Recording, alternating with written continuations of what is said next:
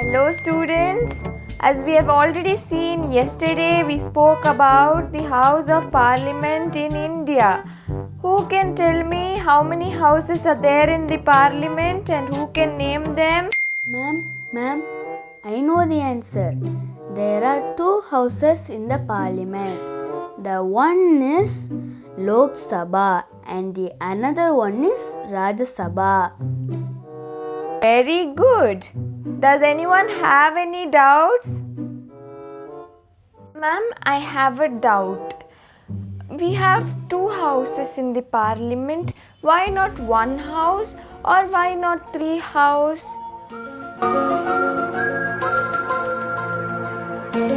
Hello, am I audible? Can you hear me?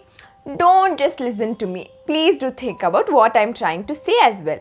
A very warm welcome to Be Our Soul YouTube channel. As you've already seen the play, you would have understood that today we will be talking about why we have two houses in the Parliament. So before we go into why we have two houses in the Parliament, we need to understand the history or origin of the Parliament. Don't worry, this is not going to be a history lecture or political science lecture, but it will be like a story so you can understand it better. So before we go into the story, let me ask you, if I asked you this question, where did the Indian parliamentary form of government originate from? If you have heard of this topic, you would say we borrowed this from UK government.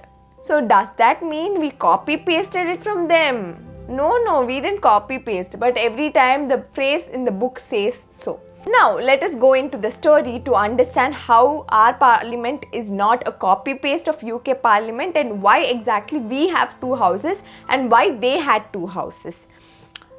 So let us get into the story now. We are going to 12th century now.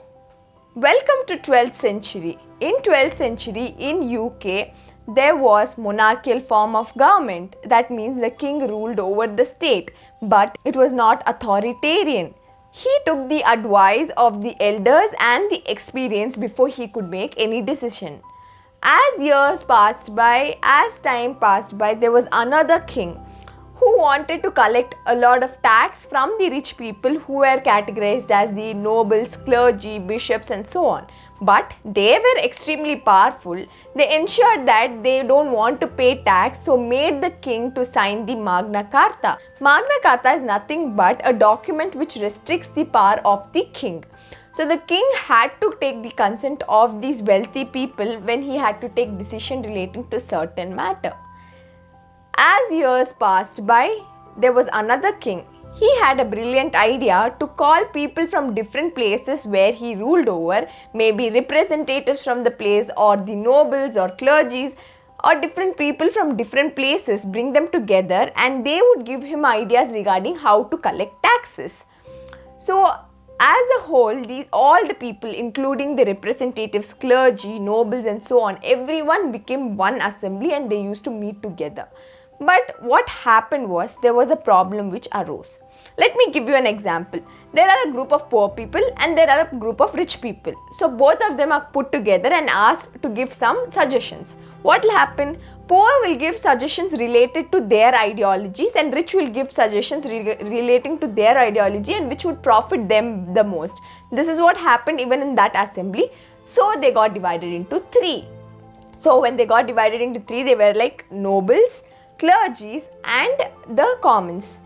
As time passed by, the nobles and clergies realized that their aims were common, their requirements were common and they both joined together. After nearly 8 centuries, there was another great revolution which changed the name of these houses into House of Commons and House of Lords. House of Commons consisted of the elected representatives and House of Lords consisted of people who were hereditary in nature. They were aristocrats, archbishops, bishops, clergy, nobles and so on. And this is how we have two houses of parliament. So, do you think we didn't have parliamentary form of government in ancient India? Or were we not thought about it? We did have parliamentary or representative form of government in ancient India and we have the evidences in Rig Veda. When you talk about when even during monarchical form of government, did we have something similar that happened in UK? Yes, it was there in the form of Sabhas and Samiti. Sabha means House of Representatives and Samiti means House of Experienced People. As we all can understand now, the Rajya Sabha and House of Lords are not the same.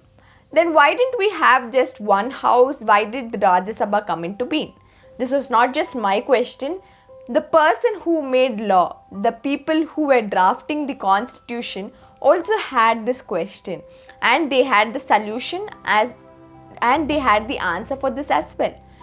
There were three major reasons for why we have the Rajya Sabha. The first one being that India is a huge populated country, and when there is a huge population, we need to have equal representation as much as the population is.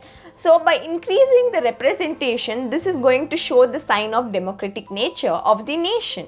This was the first reason. The second reason was to have a check and balance.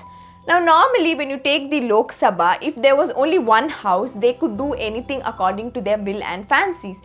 But now it is ensured that there is some kind of an obstacle which says that they need to make laws which are meant for the people and not meant for themselves. The third thing was, as we all know, India is a quasi-federal country, which means it has characteristics of unitary and federal character.